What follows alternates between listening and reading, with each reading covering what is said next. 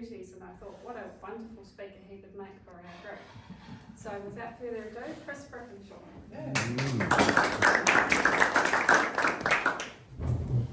Thank you, Linda, and thank you all for having me. Good. It's very nice to be here because normally I have to get my own breakfast.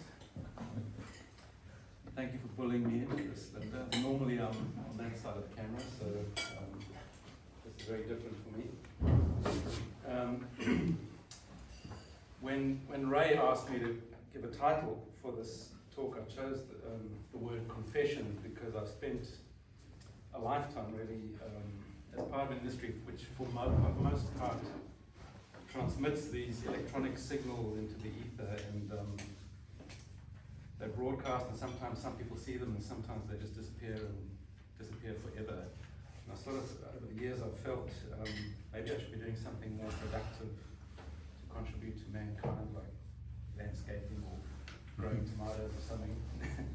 But sadly this hasn't happened, so you're stuck with me, and I've had to make peace with my chosen path. So to be brutally honest, I probably don't know if I'd be happier doing anything else than what I've been doing my whole life. So that's my confession. I haven't grown too many tomatoes lately. I never really chose a career in television. I just kind of fell into it. I think some people do that. I've got an 18-year-old son who has no idea what he's going to do. He's going to afford to do something, hopefully.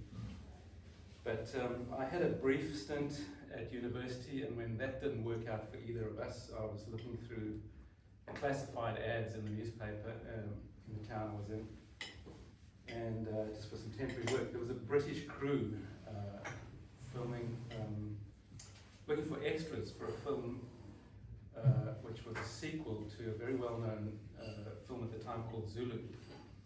And so I rang up, and the guy said, come and see us. And he said, well, you're going to have to cut your hair, because I had a really bad mullet at the time. And I said, okay. And so I became an extra. And I'll see if I can get this working.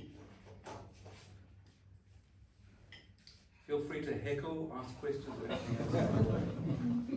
Preferably don't throw anything. So the film is called Zulu Dawn.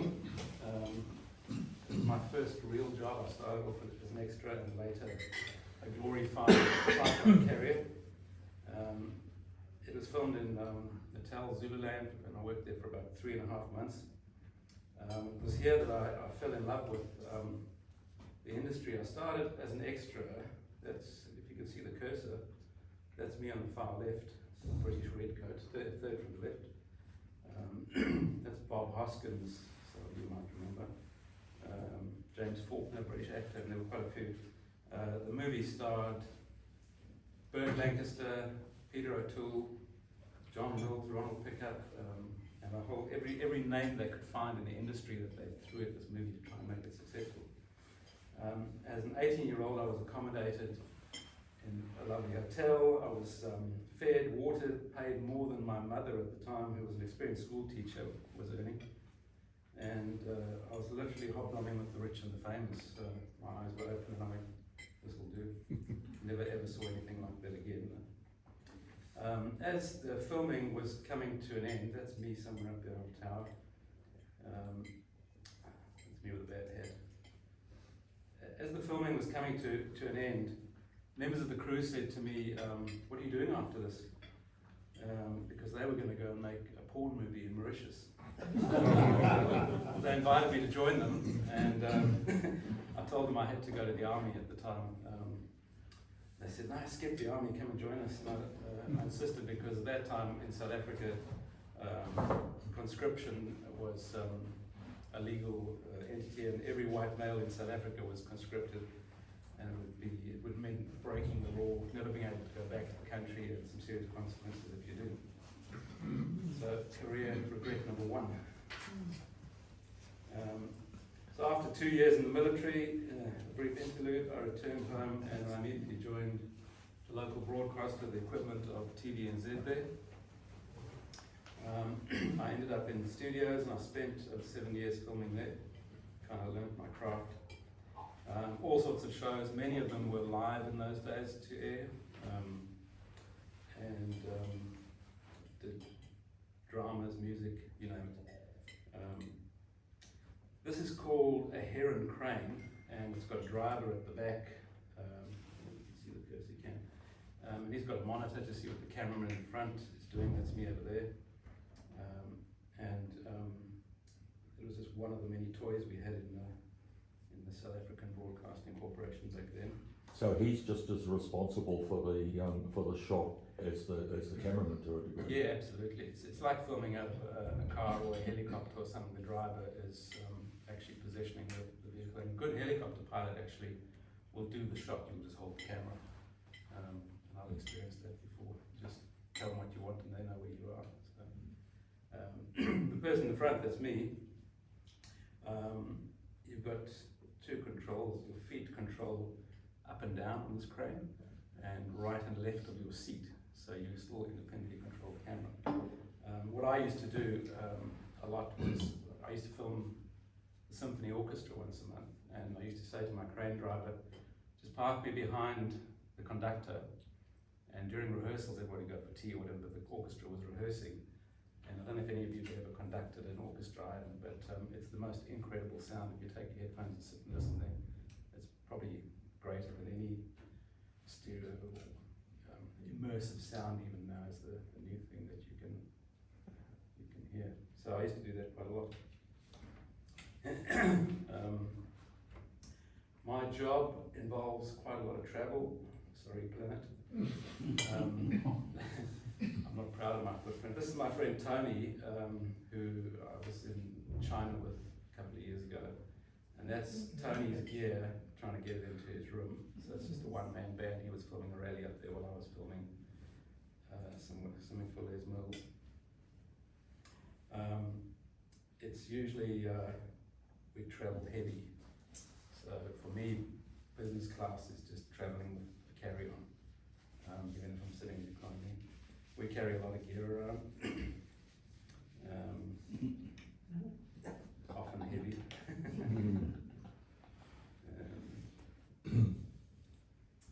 Unless Air New Zealand abbreviates my name, in which case it's business class.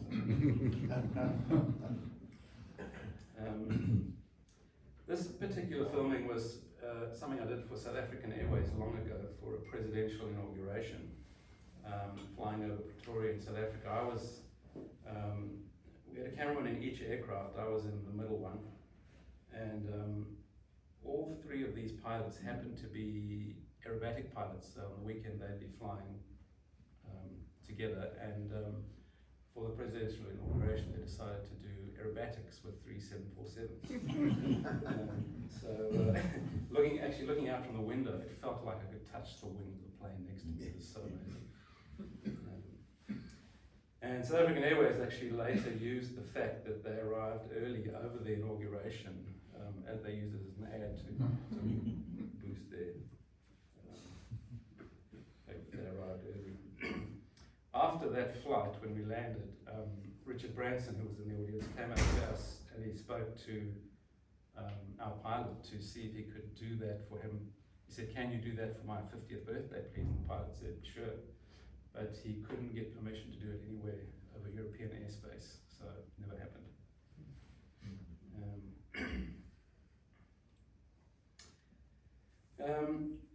As cameramen, we often seem to end up working at heights in some form or another, whether it's on a scaffold tower, at motorsport events or whatever event, up a pole, filming someone doing what's called a leap of faith. No thought to the cameraman's leap of faith. Or in the basket of a crane. I was hoisted up in that basket. Quite an interesting place that actually, it's a tower testing station where they stress test electrical pylons. So they put the pylon in the middle of that area and then they just pull it with all these cables which are tensioned, and the measurements are all taken to see when it collapses. And it's actually quite an interesting exercise to do, because if you're building a long power line, you can save millions and millions of dollars by reducing the amount of steel in each tower to the point where that tower will not fall over, even in strong winds or hurricane or whatever. But there was a case in America where 100 kilometers of line fell like dominoes, and that's billions probably now of dollars worth of power lines and all the time to restore it in the outages. So they would stress test each tower, and each tower is different. So if you look at a power line, they don't always go straight. Some of the corner ones are much stronger, and they'll save millions of dollars in steel and construction time. So I was hoisted up in that, by that crane right to the top in a little basket to get a nice high shot. But would they use a drone for that now? Very often now, drones have done, they've made a huge difference in our lives. We used to do everything in helicopters back in the day, and in fact, I've spent a lot of time in and around helicopters over the years. This is a bunch of helicopters a couple of years ago. They're down at Pikes Point. I think there were 12 of those. And those are beautiful Eurocopters. That was just for filming a rally one day, motorsport. That's a different helicopter. It's a little Hughes. That's me dangling out the window. That's looking at the top of the helicopter with me still dangling out the helicopter. And sometimes even underslung. And the interesting thing about flying underslung, I don't know if anyone's ever done that before, but you basically have to play like a superhero. You've got to stick your hand up because otherwise you just start spinning. So you're actually also kind of flying. And when I was lifted up by, the first time I was lifted up by the pilot, he actually had a section of pylon with him on a separate cable, and then me. And I said, what if something goes wrong? And he said, I've got 2 levers, one for the tower, one for you. I'll try and use the tower one first. So,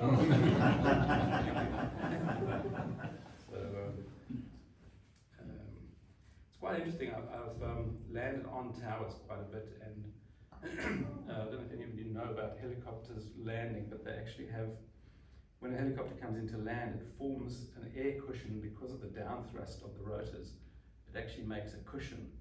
So it actually cushions the effect of the helicopter landing. But when you land on a tower, there's no earth underneath you, so you're just pushing all that air down. So you actually pretty much hover.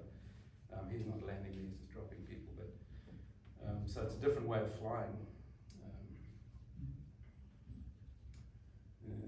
Where am I? Sometimes you just need to be a little bit higher than the other cameraman to get the shot. Sometimes you need to be near the top of the mountain. This was done near Napier. And I used to do a bit of long distance running back in my youth, a bit of a historical runner. And when a colleague heard that I was running a thing called the Montresorce's Challenge, he said, oh, can I give you a camera? So he gave me this little handy cam to film the middle section of the race, which was a 300-meter gully up towards the source of the Tugela River at the top of this monstrous mountain. A little bit like that gully there that's got a bit of snow and ice in it. And that was used for a program called World of Endurance. So he handed me the camera at about 20 kilometers into the race. I went up, you come down the other side, you actually go down a chain ladder and they attach a rope to you so you don't fall off the mountain. So sometimes it's just a bit of movement that's required, and there are various methods for achieving this, including risking your life on a hands-free Segway, or tracking, putting the camera on tracks, or those are actually really long tracks in Shanghai, or putting the camera on a crane, swinging it around, or this is called a slider. Job I just did recently for Les Mills, or drones, or a helicopter. That's a system called a shot over, really clever stabilized camera. Or you can put it on your shoulder and climb up a ladder. Or you can put it on a boat. That was at the Tokyo Olympics. Generally speaking though, on my shoulder. This is on the Sky Tower, the walk around the outside. I'm a very nervous person who didn't do the walk eventually.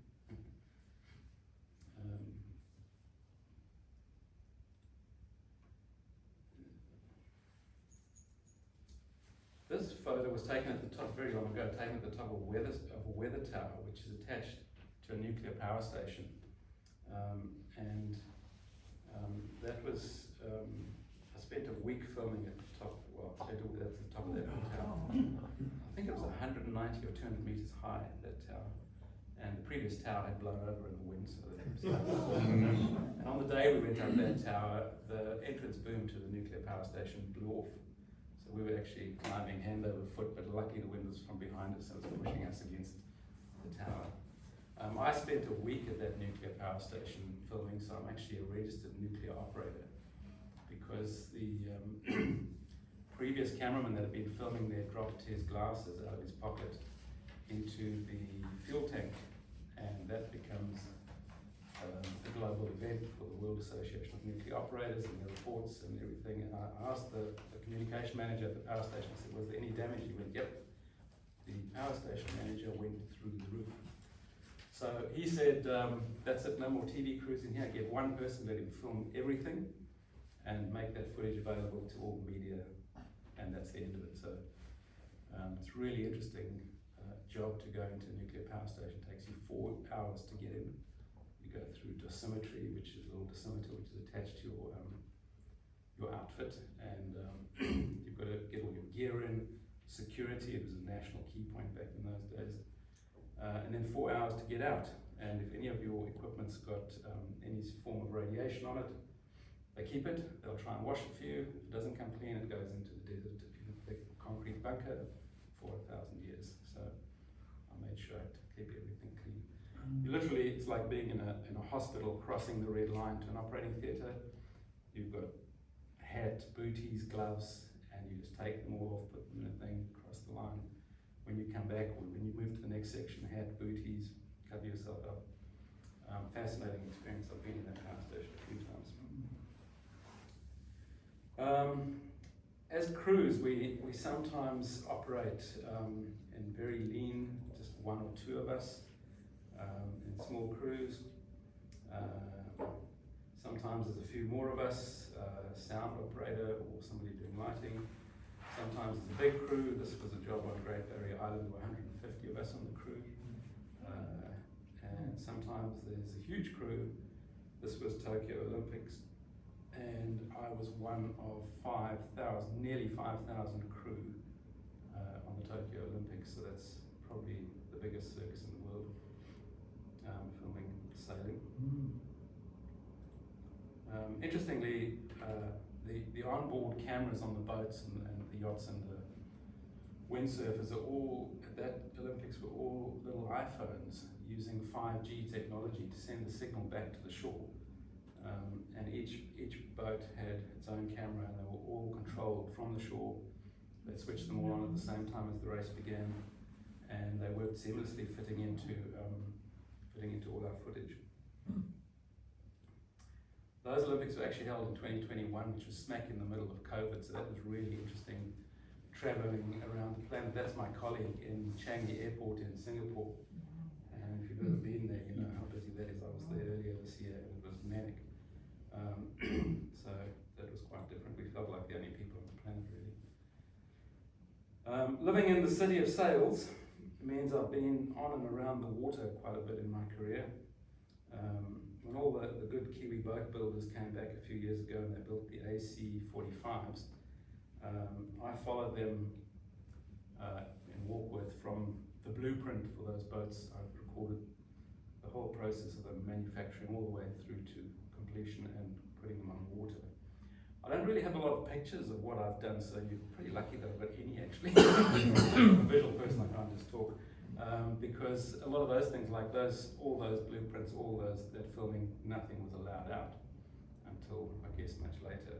So you're never allowed to take a camera and sneaky pictures, but that was just one day trying to film a completed boat in the Auckland harbour, just trying to find it in that murk. In the process, that's me trying to avoid getting paint on my camera in the paint shop when they were painting the boats. I had a total of about 5 seconds that I could film before the whole place just filled up with paint and I ran away. This is a colleague, when those boats were built, he spent quite a bit of time, there was a whole team of them, looking at the best place to put the onboard cameras on those boats, just using GoPros at the time.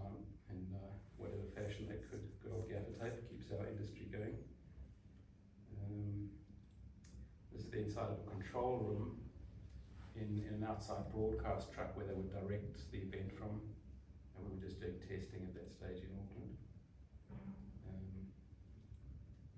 That's me in another higher position on the Volvo Ocean Race, which came here a few years ago.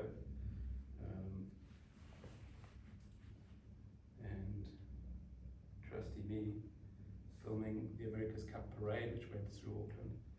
You'll see, I'll zoom in, I've very cleverly got a Toyota logo reflecting off Grant Dalton in my lens. It's pretty miserable conditions that day. It's not all plain sailing. Sorry, Linda, there's probably some other sailors in here. This was a joint naval exercise which took place in Auckland a few years back, and I was on one of the New Zealand boats. That's an old steamboat actually, up at the time in Kerry, lovely little boat. What else have I got here?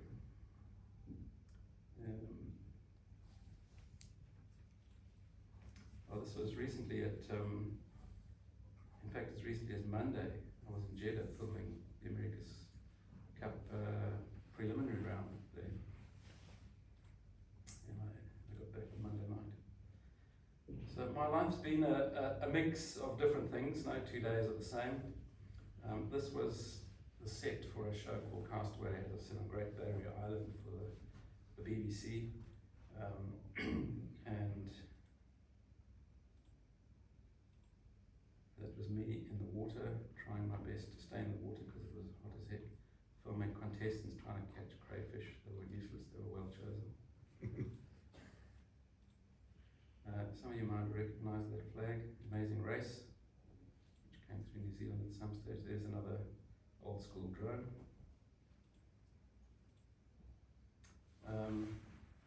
This was a show with Nigel Latter, where if you look carefully there, you'll see I've got a camera mounted in there looking forward in this lovely little jet, which is out at Ardmore. And if you look there, there's a camera, a little GoPro mounted backwards looking at Nigel. And I don't know if you've seen those beautiful shots of where airplanes fly and the earth revolves around them. I got the most amazing shot, lucky, of Nigel screaming in delight as he went around. It's not always fun and games. This is a show I've done for 15 years, which is now come to an end this year, called Police 10-7. It's a reality show which was around for about 20 or more years. And it was an amazing crime fighting tool for the police. They actually had people, I worked on the sort of the serious crime appeal for have you seen these people, do you know who they are? And we had a year where we had 40 episodes and we had 40 arrests as a direct result of the show. So it's a huge resource for the police. It was the current presenter, Rotary Moto, and I got to know both those presenters very well over the years. No one's heckling.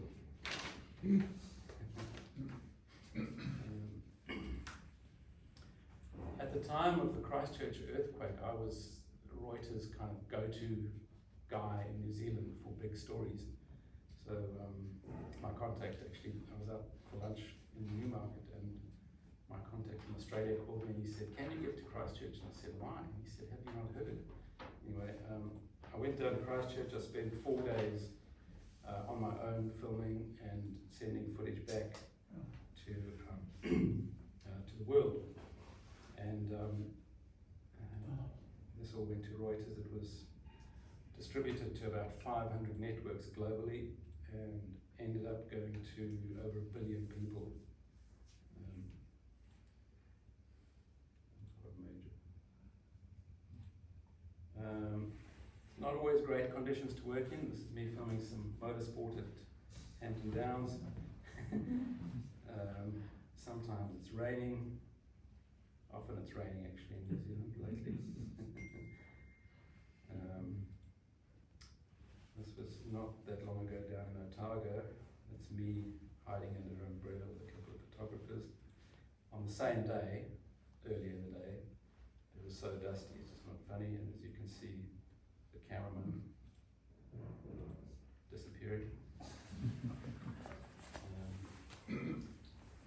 sometimes the rain is not actually rain. It's rain that we're making. So don't believe everything you see on television. And sometimes even the fire is created. That was at a fire training station for people to learn how to combat transformer fires, which if you've ever seen one, it's pretty impressive. It takes about 3 days to put out sometimes. It was burning. It's not always a case of finding the highest spot. You could say this is a low point, and it is because it's a cave. I spent about 2 years traveling once a month down to Waitomo to document the construction of all the walkways underground and the new walkway. I don't know if you've ever been down to Rotary Cave. There's a beautiful sort of spiral walkway down, wheelchair friendly. And I spent 2 years documenting that. It was a really interesting job to do because to get into the cave we had to don a wetsuit, pack all our equipment into waterproof cases, float down through the black water rafting, get out halfway, film what we were doing, construction, pack everything back up again, put your tube in the water and float back out. So that was quite interesting. I rewarded myself with a nice I don't know what it was, an ice cream milkshake or whatever afterwards. Another place to eat ice creams is a commercial fridge. That was minus 25 degrees inside the fridge where the ice creams are stored. And that's the coldest I've worked in. That was actually on The Apprentice New Zealand a while back. You might recognise those thug-like rugby players. A lot of my time is spent with light, trying to use it to make it look natural or pretty or whatever. My happy place is where I can walk into a room and go, I don't have to light this, it's beautiful. But sometimes you need to light it. There's a great example of how it plays against you. I did a commercial for Smith & Smith and they spent 3 days lining up these windscreens beautifully for me. And then the shot called for looking at it from this angle with the logo in the background. And I was just, the more I said to the lighting, the gaffer, who's the guy bringing the lights, the more I said to him, I need more light, I can't see those windscreens. And he was scratching his head, he had thousands of lights inside. And then I walked down to the other end and ping, there it was. I could see everything because they put the windscreens curved away from me instead of towards me. So the options were to spend another 3 days moving the windscreen or change the shot around. I won that one finally, got the shot changed around. It's probably best left to the professionals to do beautiful lighting. This is, I do quite a lot of work for Les Mills. Anybody at Les Mills, Jimbani? I've seen some of the videos. And they're a gym company, but they're also a video company and they do some top-end stuff. I've been to London and LA and Shanghai for them filming these big international shows that they do. And those people, we had 2,000 people in Shanghai, all Chinese, who knew everybody's name on that stage, knew who they were when they walked on them, Rachel, like the faithful. It's a great job to do. They're a fantastic company. I've worked for them for probably 16 years now, and they look after me. So there they are. Don't see you anyway. Don't work with animals or children is a universal saying in our industry, and you can see why. Unfortunately, I've managed to not avoid either. I spent quite a few years working on a show called The Zoo at Auckland Zoo, filming every kind of animal you can think of. That I wanted a low-angle shot where the elephant walked past, and so I asked the keeper, how do I do this? He said, put it down, I'll tell the elephant not to stand on your camera. And I went, can I have that in writing, please? He said, no, you won't stand on your camera. So there I was. It was a great show. Unfortunately, TVNZ pulled that. I'm not sure why, because it made more money than it cost to make from international sales. But it's a lot of fun. I've had every kind of animal snot on my camera lens. That's fixing a zebra bum.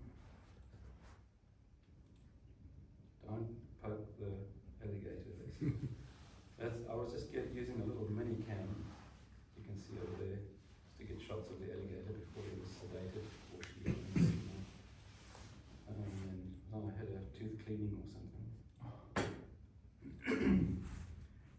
I've ended up doing quite a lot of sport in my time. This was at the 2011 Rugby World Cup. The security people issue you with a bib, like that purple coloured bib that I was wearing, for where you have to be in which area. So if you're filming next to the field, you'll maybe get a pink bib, or if you're filming there, you get a blue one. I was doing player interviews, so I had to be everywhere. And they went, I don't know what to do, so they just stuffed my pocket full of like 6 bibs. So every time I went through a security point, guy would go, sorry, you can't come in here. I go, what colour bib do I need? He'd say, pink. And you come back and he's like, you can't come in here, you've got a pink bib. I'm like, I'll put the other one on. So, and during the game, just because I was doing just player interviews, they said to me, I said, what must I do during the game? He said, go and watch the game. So I got to see the Rugby World Cup final. If anybody remembers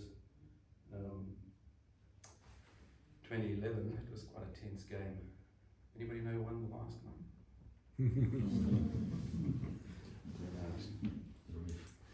I've also spent a lot of time around motorsport. I do a lot of rallying. That's a bit of drifting. There's me next to Rally Road. Cover the Toyota Racing Series, more rallies. That was a biking event, World Champs. I was down in Hampton Downs a month ago filming a 6-hour enduro. Not Hampton Downs, sorry, Cromwell, Highlands Park.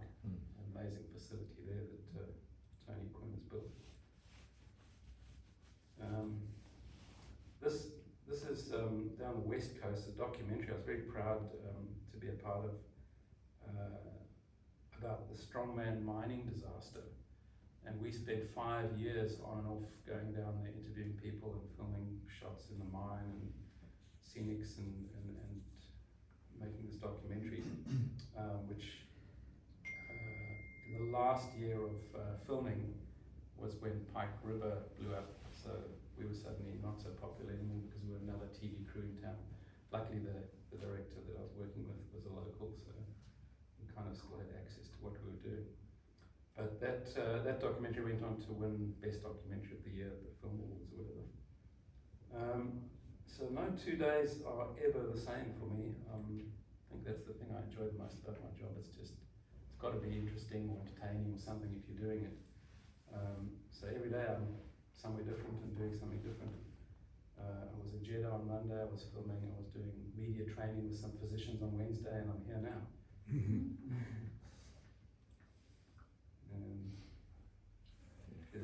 It's Willie Appiato, the Victoria Cross winner, who, bravest man on the planet, was terrified of cameras, so I spent 2 days pointing a camera in his face, never let him go once. So just getting used to it. It would have been the launch of The Hobbit. That's me filming a day in the life of the presenter, motorsport in Jeddah sometimes, or from there. That's a stabilized camera rig. We do lots of different things. He who wins, he who has the most toys wins. It's me. That's a Les Mills job. Just looks more technical than it actually is. It's just a camera. That's a Grand Designs presenter up a tree. And that's trying to get the attention of the presenters to look at my camera, not the one next to it. And I'll leave you with some images to prove that we do have fun sometimes. Japanese people really enjoy it. Thank you. Any questions? Chris, Radio New Zealand have been running a series on deer culling. Sorry, on deer culling. Yeah.